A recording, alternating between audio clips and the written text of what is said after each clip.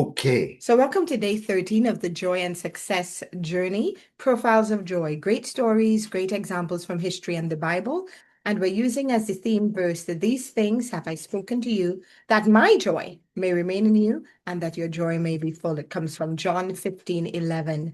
And Dana has started us off this evening talking about what we need to do first thing in the morning. And for a slight recap, a very quick run through, we want to give God the first love principle. So we're saying give him your first breath, your first thought, and your first choice. And yeah, how do we flesh that out? So our very first choices during the day are his. If we don't decide whose we are, right, first thing, that could be decided for us. Right? Will be, not could be, will Yeah, be. yeah, it will be. And we talked about, yeah, if we don't claim those thoughts and take Mm, those thoughts captive, the enemy will put some I am statements before you even start the day. mm. I am struggling. I am tired. I am fed up of this. I am, think about, you know, But in this challenge, that's not what we're doing. no. We are first thing engaging Jesus. We are giving him two things that we're thankful for. We're giving him thanks and we're writing those down too. It's more powerful to write them down. And then we are reading two joy verses from the Bible. You can Google these. And yeah, great verses you were talking about that you've done today. Yeah, that you And will then rejoice over us with singing. we engage our destiny goal that we're working on. One Yep. thing that's part of our calling, and we think about one easy thing we can do every day that brings us progress toward accomplishing that goal. So we have that written down, and we write it down if we need to, and then we do it, right? Right. During the day sometime. And then we have two I am statements that we've added. I am Responsible, and I am strong, and capable. that's right. So we're putting on this armor. We really want to have armored vision. We could call it vision armor, Yep. right? So that means that I see it, I believe it, I feel it. I feel it, And I I even celebrate. celebrate it. Like I see myself having accomplished that goal in the future Yeah. as my future you, and I spike the ball. I really You're celebrate. like this guy here. He's celebrating, I don't know what, but he sees it. Yeah. So So, during the day, I mean, no matter what comes at me, I don't blame, right? I assess the situation, I make adjustments. Blaming is giving up control, right? So when I am responsible, it gives me power. I make changes within myself instead of waiting for the world to get right. Right? How often do we do that? As soon as the conditions are right, I'll be okay. I'll start. Yeah. Then you right, could wait forever and never start anything. right, right. And so you had a thing there about failure. You said, hun, that everybody has failures. Mhm. Yeah. So what do we call our failures? Do we say, oh, I failed again? No, failures are actually lessons. We call them lessons. So I could even just avoid trying whatsoever because I'm so afraid of failing. But I have to be courageous and get out there and take some steps toward reaching my goals. Sometimes our goals are really what Lofty, frightening. They could be like starting a ministry. Wow, right? frightening. I mean, that takes a long time. And if you wait for the right moment and you wait till, well, I'm not going to fail, well, you'll never start. But you're going to make mistakes, but it's important to just keep on keeping on. That's what we do. We're resilient. And when we have very strong I am statements like I'm responsible, I am strong and capable, then we know we're adequate for the task and we're not afraid of slip ups, right? Right. I think I want to say something here, Yeah. Han. When we say these I am statements, people think that you say it once and it's over. You're like, if Mm-mm. like there's no war here. And I just want to talk to the reality of the war here. I am, so for example, let's say the one that the enemy is sticking is he's shooting an arrow that says, I am not enough. Mhm. And let's say Mm. you are combating it with, no, no, no, no, no, that's not what I want to say. I am choosing to say, I am responsible, I am strong and capable. And this I this arrow is shot again. I am not enough. Sometimes we don't understand Mhm. that this can go on for a while, Mhm. especially if we say it in a passive mode, or especially if we don't say it aloud, or especially if we don't write it. And so it is important to understand that right there is a war. And don't just give up and say, oh, well, what this feeling is overwhelming me. No, you sometimes you have to tell that thing to settle down Yeah. in that type of Yeah. fierce, Real Trini accent like vehement. that too, you know? No, but what I mean is Yeah. sometimes you have to get mean with these. You have to realize it's an arrow being shot at you. And they're just thinking, I am strong and courageous. No, no, no, I no. am That strong and courageous. it's not I am vision armor. right. And so you have to take it that way. Bazooka it. I am and strong and and courageous. consistently every day. I mean, yeah, I'm going to go to the gym once and like maybe do a bench press and I'm going to have big pecs, right? I am being strong. No, I better be going regularly and I Right. can't give up. Even if I miss a day, it's time to just start back again. Yeah. Yeah. Consistency is key here. Yeah. Yeah. So yes, and we want to keep raising the bar. So we don't want to just keep being there. We want to keep uh growing. You know, this I'm sure you all Yeah, recognize this read gentleman me the who quote. said I failed over and over. Well, look, we're kind of on him. We're kind of Yeah, on him, so you can't see the words. But I believe he's saying that over and I over failed again. over and over again in my life, and that's why I succeed. Mm. That's Michael Jordan. We could be so afraid of failure, not realizing that failure, you can fail forward, fail forward. It's Moses failed forward, killing a man, Mhm. you know. So why can't we fail forward, doing life? All right. Well, we are Life Culture, and Hmm. this is a Life Culture family, and we're inviting you to join us. We're thankful you're here with us tonight. And we're going to start having services pretty soon, too. Starting August 30th, we'll be announcing the details on our website, lifeculturefamily.com. And actually, that's getting really constructed. Even today, we were doing some work on it. So you'll see a more complete lifeculturefamily.com very soon. And what are we about, Amber? So Dr. Reverend Amber Joy Daniel. So we are about prayer. We're big on prayer. You'll see that here today. We're big on worship. We're big on worship in all of its facets. Mhm. Worshiping with your Bible, with your phone, with your wallet, with your paper, with your watch. Married people, single people, people who have nails, people who don't have nails. We are we're big on worship with all of the instruments, with all of the heart. We're big Mhm. on worship that comes from a healed heart and a whole heart. We're big on healing hearts, putting broken believers back together again.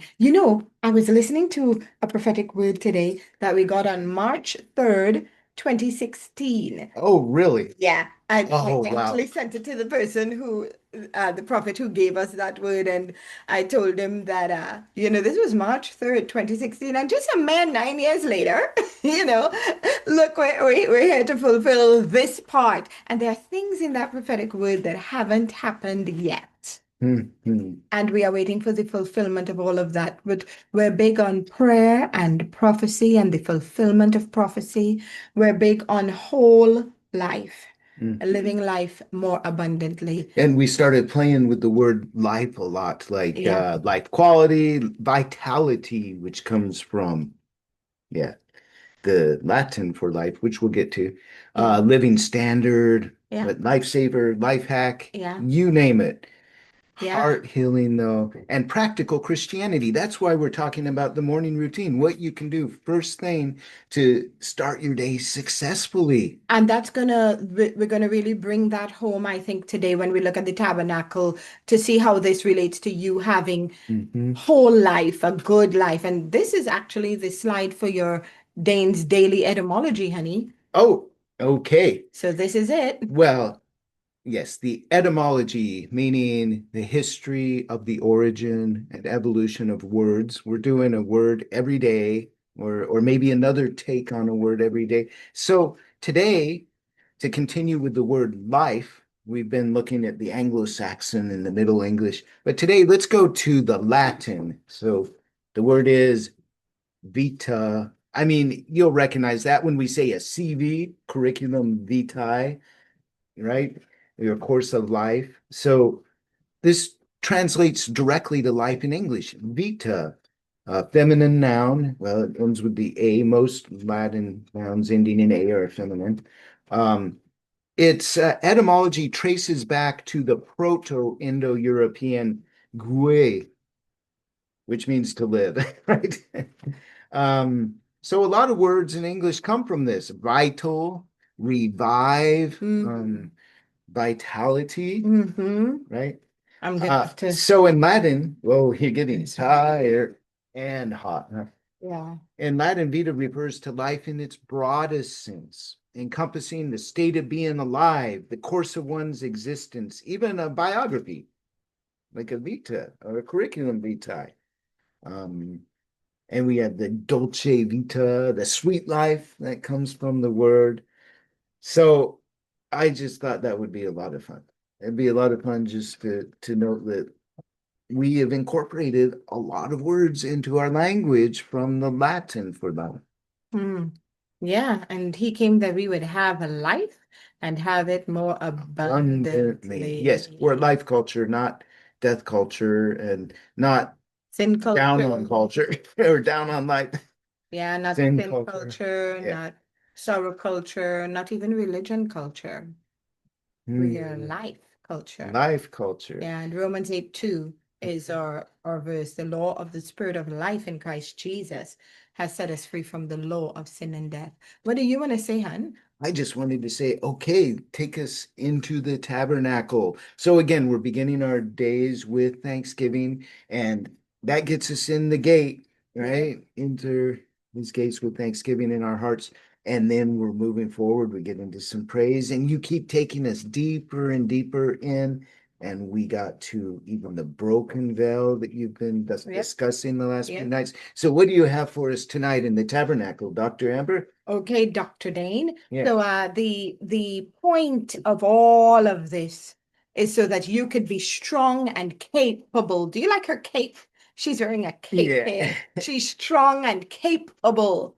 And the whole point of why we started with the tabernacle and brought us to here is to show how the power of God, which you see here, the power of God used to reside behind this veil that shut us out and access was denied, except for the high priest. But now Jesus, the work of the cross, made it so that that veil is torn and that power is coming right at you. And what is that power here to do? It's here to make you able, capable, strong and capable. And so here we see the power, the greatest power of all is seen in the empty tomb. The power to raise a dead man back from the life, back to life, back from the dead. Raise a dead man back from the dead and bring him to life. And this is life culture. This is life frequency. This is a power that is available. Now, this one probably doesn't look as dramatic as the example we used yesterday with, the power of God coming down in nature. But what I want to say here is it is possible Mm, to have access to this power and remain the dead man in the tomb. mm, You could have access to this power and you could remain the dead man in the tomb. You could have access to it and not use it. And so tonight I want to challenge us. Are you using this power mm, to become? Because that's what Jesus didn't want to, we all know and acknowledge that Jesus has the power. But for many of us, that's where it ends. Jesus has all power.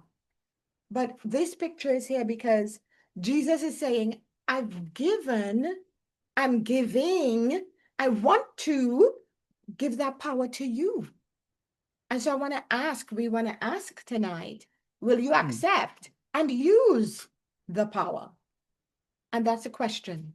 Will you choose to live life like this, receiving and living out Jesus's power?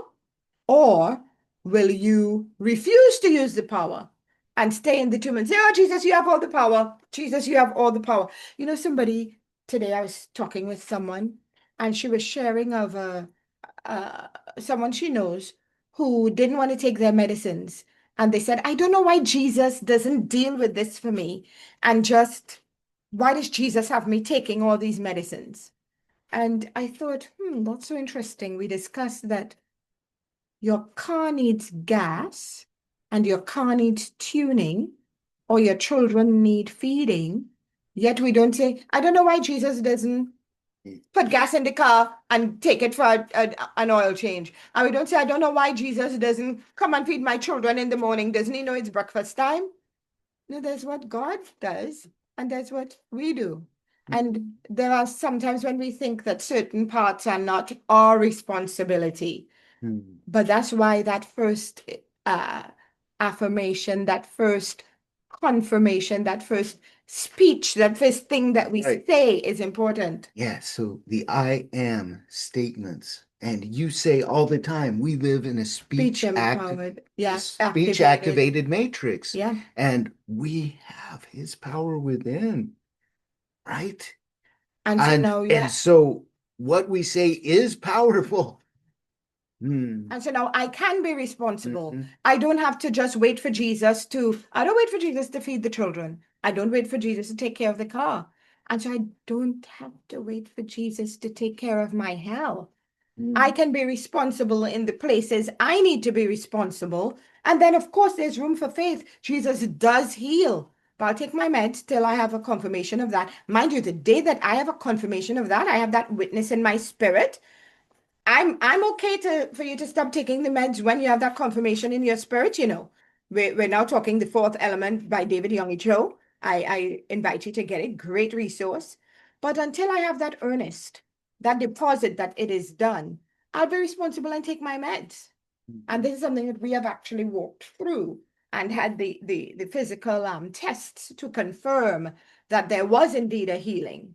But before the earnest came, before that word came that you're healed and that witness in the spirit that I'm healed, I took my pills.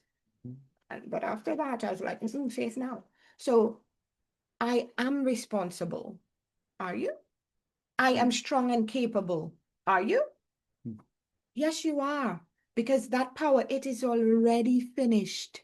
When the veil didn't sew back, the veil was not sewn back. In fact, the priests on the day of crucifixion, the priests tried to sew back the veil to no avail. To no avail. Yeah. He tried to repair the veil to no avail. It is finished. And that power is rushing through at you. Will you an act of faith with me? If you're watching and you see this picture, receive this power from Jesus and put it right in here. Receive this power from Jesus and put it right in here. And you're going to need it for the destiny calling. And that's a really good segue right there to go to William Wilberforce. Yep. You know, he didn't really want to stay in politics. So we'll get to his story in a minute. Okay, but you want to go to the verse? Yeah. We'll do the verse first, and then he didn't want to stay in politics. He thought about becoming a minister after he had this great conversion. But as we'll see, I don't want to talk about it yet. He understood that his sphere of influence was politics. That was his calling, and he had been placed in there specially to go free the slaves. Because of his efforts, we can be married. We can be married, and you have the abolition in the British Empire. I mean, it's remarkable what this man did. So let's go back to the verse, though, to begin. Yes, Isaiah 58:6, the English Standard Version. Is not this the fast that I choose, to loose the bonds of wickedness, to undo the straps of the yoke, to let the oppressed go free, and to break every yoke? And the King James says, is not this the fast that I've chosen, to loose the bands of wickedness, to undo the heavy burdens, and to let the oppressed go free, and that ye break, note who, ye break every yoke, not God break every yoke, you know. We're saying break every chain, but it's not God break every yoke, that ye break every yoke. Okay. And then the Passion says, no, the fast that I desire is that you break. Who breaks off the chains of injustice? You break off the chains of injustice. You, I'm putting the you, untie the ropes of oppression. You set free the mistreated. And you break off every yoke of bondage. Right. And we're all called to do something special. We're not called to do everything, right? I mean, we keep running to these really interesting characters. Like last night, it was Francis of Assisi. And look what he was called to do. I mean, we can't, not all of us are called to give away everything and live in rags and be complete and utter ascetics, right, right, and preach to the birds, right? Right, and fish. Yeah. Right. Not all of us are called to be Go to the great Sultan. theological ecologists, right? Yeah, go to the Sultan who on his Right. deathbed. Well, they could kill me now. They could kill me now. I'm accepting Jesus. Kill Yeah, me. the I'm gonna Sultan die. wanted, I Yeah. mean, the Muslim Sultan, the head of the Ottoman Empire, was willing, but he said, man, I can't convert. They'll kill us both. And but on his deathbed, uh, we believe he converted. Which makes me think that he carried that in his heart all Mm. these years. What a brave man. He goes to the Pope, he goes to the Sultan. Not everyone's called to do that, Right. right? And here, Wilberforce, all these guys, so many of the people we're studying were playboys in their youth. I mean, a lot of them had wealth, like we saw with Francis last night. Including who, honey? I'm teasing. I'm teasing. Yes, yes. Yeah, playboys, and that's what you're referring to. I Yeah. thought, yeah, I was hoping the wealth part, but yeah, you know. No, that's coming. That's coming. That's in the Yeah, prophecy. That's coming. Yeah, yeah. I'm teasing. I'm playing with my husband, guys. yeah, she's trying to distract me a little bit here. But so let's back up and say just a little bit about this great man. So his his mother didn't really want him to become a Christian. If we look at England at the time of Wilberforce, just to go back in time. So here we are in, let me get my notes up here. I skipped ahead too far, I think. There we go. So he was born in 1759. So we're in the middle of the 18th century, and England really needed a great awakening. Mm. I've heard some details about life then. England was only what, nominally Christian in name, but in London, 25% of the unmarried women were prostitutes at the time. I mean, 25%, and we're talking an average age of 16. I mean, we're talking so incredibly immoral. Dark. It was very dark, and he was part of this world. Now, when he was young, for a while, he got sent off to his uncle and aunt, and they were Methodists. And can you believe John Newton was around?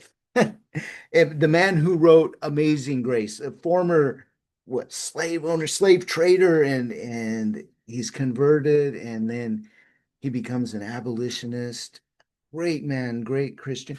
So he's living in this context. His uncle and aunt, they were so wealthy, they were funding much of the Methodist movement that was occurring in England at the time.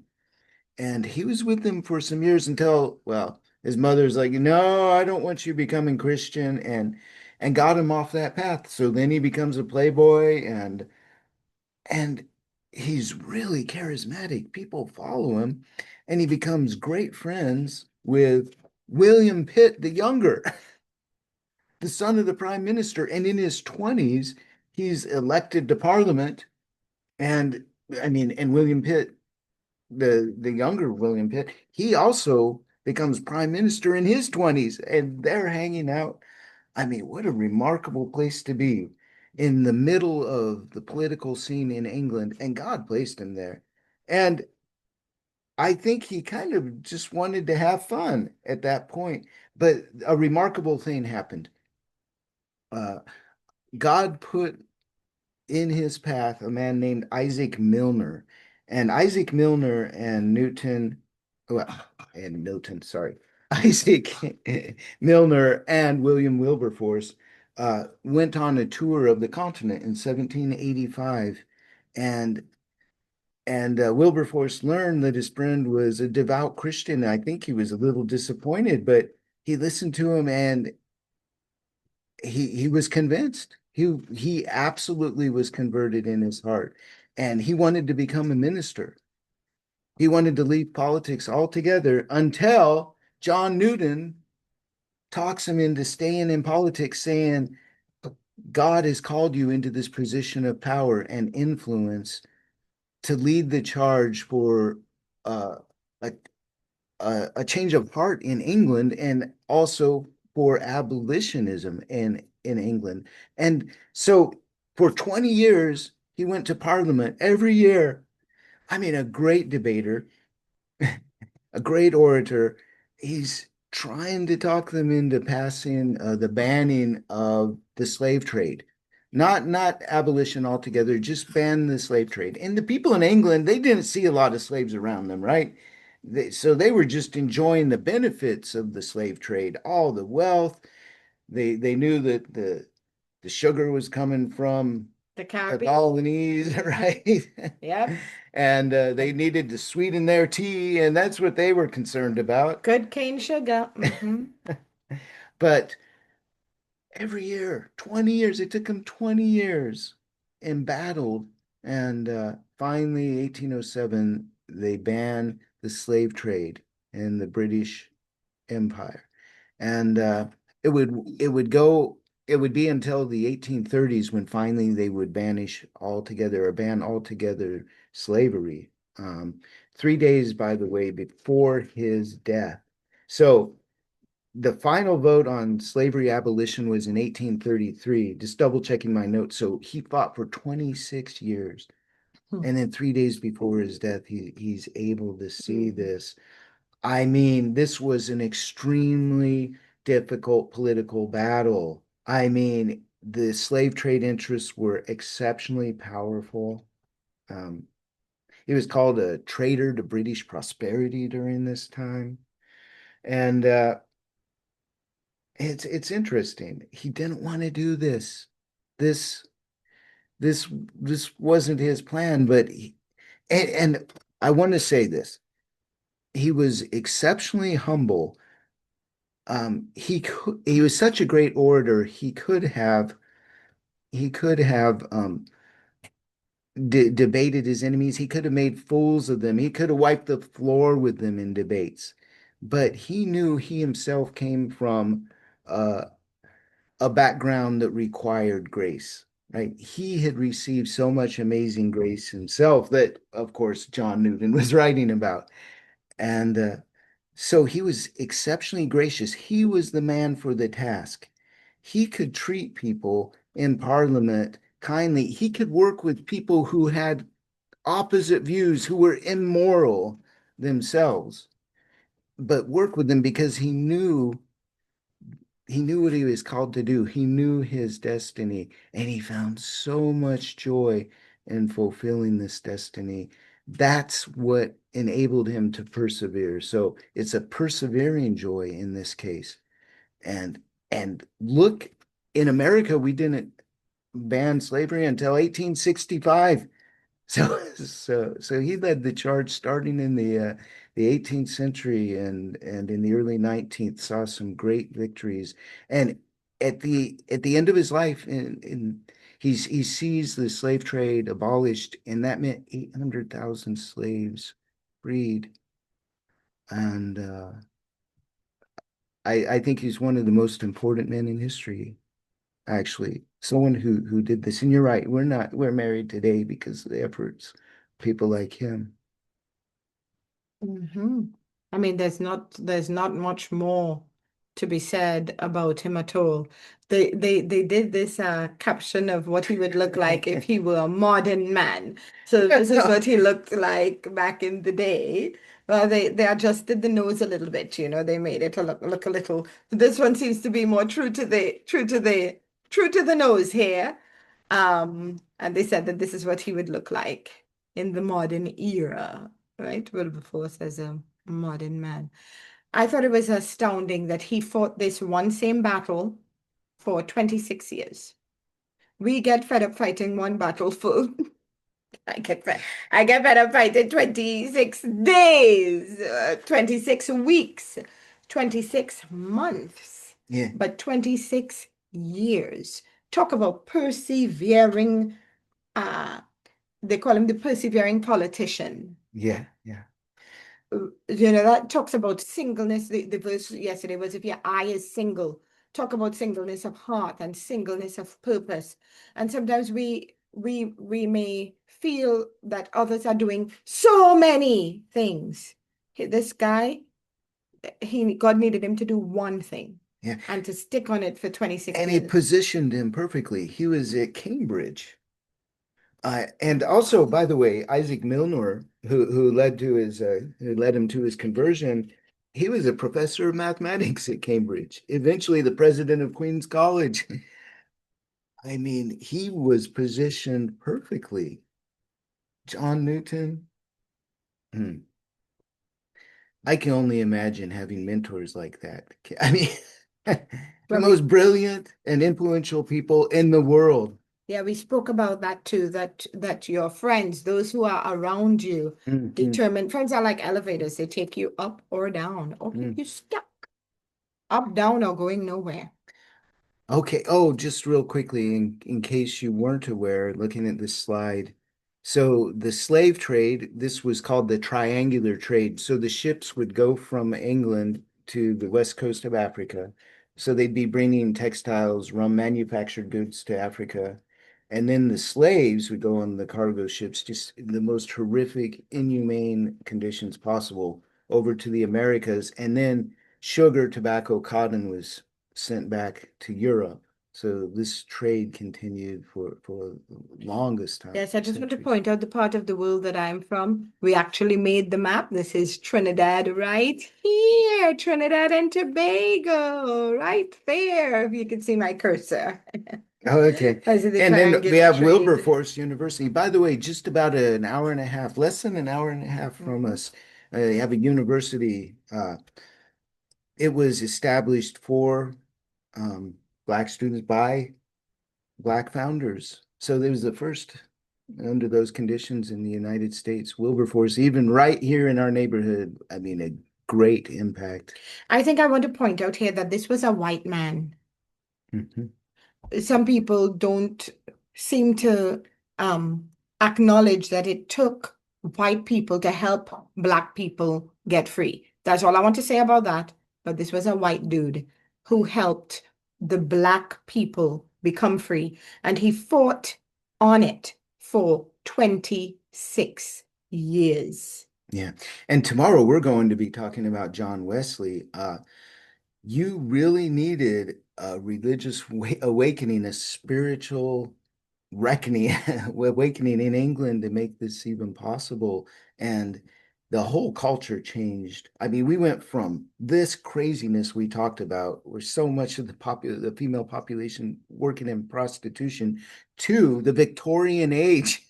I mean, talk about a stark contrast. These people uh, were really doing God's bidding, and their destiny call was great, and they did it. They were courageous. They showed up. They made the compromises when they had to. They fought, and they didn't try to work in other people's fields. They stayed in their assignment, which I keep emphasizing. I find that very important when it comes to Wilberforce. They stayed in their lane so they would Yeah. not get run over. Oh, well, don't see that. Yeah. It's an They inside didn't joke. go to another sphere, Wilberforce. I guess he was a musician too. I've heard. I have to read more about that aspect, but he wasn't trying to influence the other spheres. Just saying. Just Yeah, yeah, yeah. All right, you have a brain and a puzzle, or wait, no, that's saying. So yes, it's a puzzle if you want to call it that, neural pathways. And so let's explore the fascinating neuroscience behind Wilberforce's his sustained justice resilience. This is perseverance on steroids, 26 years to see this thing done. And you are up against all of the governments and economic bigwigs, heavyweights of the world. The daily scientific fact is that studies show that people motivated by some greater transcendent moral purpose, they demonstrate 41%, a 41% higher persistence to long-term goals. 35% better stress resilience during setbacks, and significantly enhanced ability to maintain motivation despite repeated failures. 26 years of failures, guys. Would we, I mean, honey, would we stick with something 20 after 26 years of failure? Would we keep going after that thing or be convinced that this isn't, God isn't calling me, perhaps? Slavery must be abolished, but perhaps God is not calling me to do it or to work on it or whatever. And so this creates what researchers call moral sustainability, the ability to sustain effort for justice causes across decades, rather than burning out after initial defeats. And we kind of see this, that staying power, that keeping power with all of our joy heroes. hmm. These guys go through tough stuff and they have the power to stay. They're like the Energizer Bunny. They're probably not going to do, but they sure are standing for for the long haul. And so Wilberforce's joy in God's justice was optimizing his brain for supernatural persistence and resilience. And we could have it too. Where others gave up after defeats, his righteousness-focused joy was generating renewed motivation, strategic thinking, and emotional resilience. And he delighted in God's heart for the oppressed. He found out what God's heart on that was, and that alone was creating new neural pathways for a sustained activism that would outlast any opposition. So I want to just use this to talk about something else that is scientific. In the same way that our brains can be um, weaponized to go the long haul to fight injustice, unfortunately, there's something we have to be aware of. The enemy uses our brains that same way to weaponize it against ourselves. The scientists talk about uh, images and trauma being persistent. And in that way, our own brains are weaponized against us. And so tonight, I just want to bring that forward so that you could sit with the Lord. There may be a pain, there may be a trauma, there may be an image, a memory that is persistently affecting you, setting you back, causing you to fail. Just repeating, like when you have gas and the flavor of the meal that you had how many hours ago, it just keeps repeating. My husband is like, that is just a horrible example, but it's worth it because it's gross. And that's what your trauma is doing to you and to others all around you, repeating. And you could bring that before the Lord tonight, today, this week, and get it cleaned and taken care of for good because it is finished. The price has been paid. The power is available to eradicate that from your life. So joy will help you to do that. Well, before we get to the joy book, Okay. let's go to the Wilberforce inspired question. So here's a question. What injustice or oppression in your sphere of influence needs sustained fighting. Hmm. And let's give some examples.